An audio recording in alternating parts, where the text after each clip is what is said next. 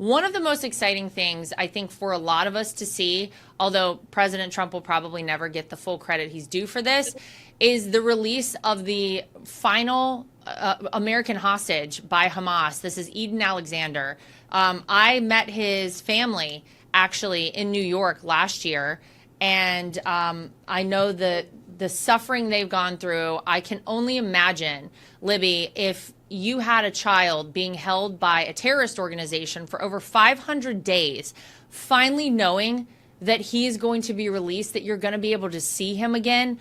What a huge, huge moment for his family, for him, for our country. And hopefully that's maybe a note to what we can expect in the future with this whole Israel-Hamas situation. Yeah, I sure hope so. I heard that his mom was on her way this morning to Israel to see him. He's currently in Israeli custody, and I said a little prayer for her and for their family. I cannot even imagine the kind of relief that she must be feeling. I was imagining, how I would feel, and wanting to just hold your son in that moment. I mean, it's really overwhelming. I do hope that this is more of what's to come. I think it's absolutely insane for Hamas to be holding hostages at this point and still complaining about any treatment that they're getting in light of that complete war crime that they've got going on. And I am hopeful about Trump's trip to the Middle East this week, that we can see more of this. Yeah, it's so interesting, Amber, the timing of everything. And, what's amazing is that if you go back to the campaign trail for President Trump, the things we're seeing happen, specifically the release of hostages, like Eden, I think this is, promises made, promises kept was sort of the slogan when he first got in office, during his first term in office. It's so amazing to see these things happen now. And I mean, literally, you had lives depending on it.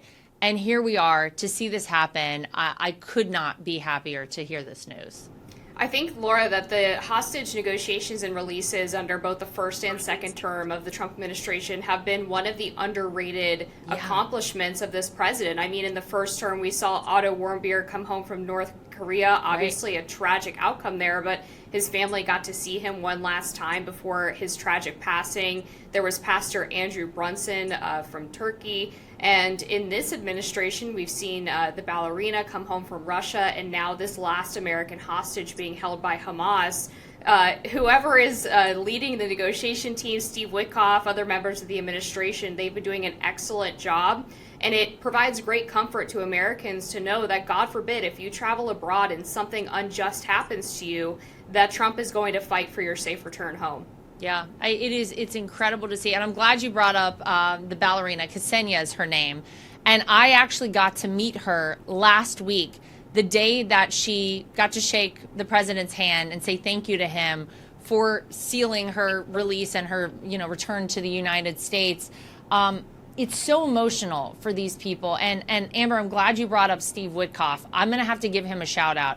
He has been absolutely incredible in all of his negotiations on behalf of so many hostages that we've seen across the world return to the United States. And by the way, Libby, the thing that I continue to go back to is we didn't have to do anything to get them. Think back to Joe Biden and what he was giving up to try and negotiate the release of hostages. Donald Trump is literally telling these people, you need to release, these hostages, these people. Otherwise, as he said to Hamas, there will be hell to pay, right? This is the kind of leadership that I think makes people so happy to see back in the White House. Yeah, and as Amber was mentioning, there have been a lot of hostage releases. Marco Rubio got a bunch of people out of Venezuela. It's been all over the world. I think part of that is that Trump deals with every country individually. He doesn't work to have, multilateral agreements. He's like, it's you and me. We're going to get this sorted out. And yeah, that I have a lot of respect for that.